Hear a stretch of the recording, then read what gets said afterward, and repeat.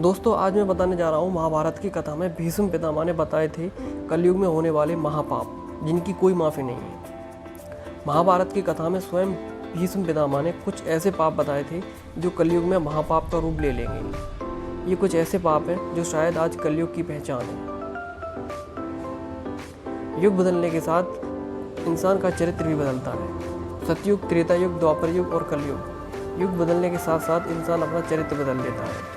उसका स्वभाव और उसकी प्राथमिकता भी बदलती देखी गई है। सतयुग की बात करें तो ये दौर था जब रिश्तों की गरिमा, मन की सच्चाई और आध्यात्मिक महत्व था। आज हम जिन बातों को सामान्य मानते हैं, उस युग में वो घोर पाप हुआ करती थी। सतयुग के बाद आया त्रेता युग, जिसमें श्री राम का जन्म हुआ। ये वो युग था जहाँ इंसानी रिश्ते पर स्वार्थ प्रबल रूप से हावी होने लगा। धरती पर बुराई के होने की आहट भी सुनाई दी। फिर द्वापर युग में रिश्ते की गरिमा बहुत हद तक समाप्त होने लगी। आपसी रिश्ते सिर्फ और सिर्फ स्वार्थ पर केंद्रित हो गए। धन और सत्ता के लालच में सभी को अंधा कर दिया था। द्वापर युग समाप्त होते ही प्रारंभ हुआ कलयुग, जिसमें मनुष्य द्वारा हर सीमा को लांघा गया। धोखा, चरित्रहीन, चालबाज, न जाने कैसे कैसे परिणाम इस युग ने दिए। पुराणों में तो पहले ही कलयुग की विशेषताओं का उल्लेख किया गया था। ये बात हम आपको पहले भी बता चुके हैं। लेकिन क्या आप जानते हैं भीष्म पितामह ने युधिष्ठिर को कुछ ऐसे महापाप बताए थे जो कलयुग में अत्यधिक बढ़ जाएंगे। ये वो पाप थे जिनकी मौजूदगी हर युग में थी, लेकिन कलयुग में ये पाप होने के बावजूद लोग इन्हें अपने समाज का हिस्सा बना लेंगे। आइए जाने क्या थे वो महापाप जिनके विषय में भीष्म पितामह ने युधिष्ठिर को पहले ही चेता दिया था। भीष्म पितामह द्वारा बताए गए ये महापाप 3 श्रेणियों में विभाजित हैं।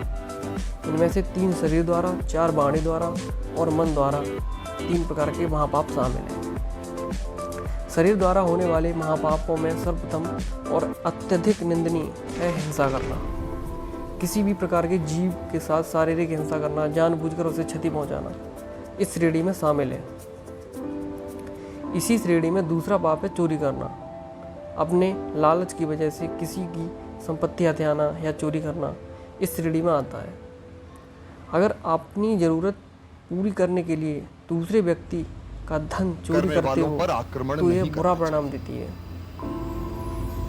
व्यभिचार शारीरिक महापाप की श्रेणी में शामिल है। कलयुग में स्त्री पुरुष के नैतिक और चारित्रिक हनन की आशंका पहले ही लग गई थी।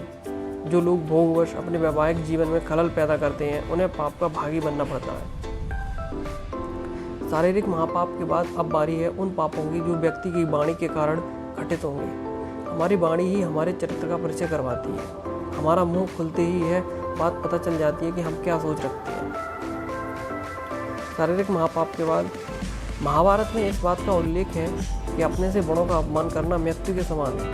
लेकिन आज के युग में ये भी बहुत सामान्य हो गया है।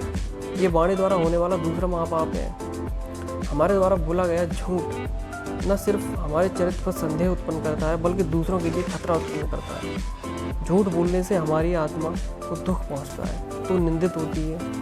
इसीलिए इन सब से बचना अत्यधिक जरूरी है। तीसरी श्रेणी है मन द्वारा किए गए पाप, जिसका उल्लेख महाभारत में अनुशासन पर्व में किया गया है। मानसिक रूप से किसी दूसरे के बारे में गलत सोचना, किसी के प्रति मानसिक हिंसा करना एक बड़ा पाप है।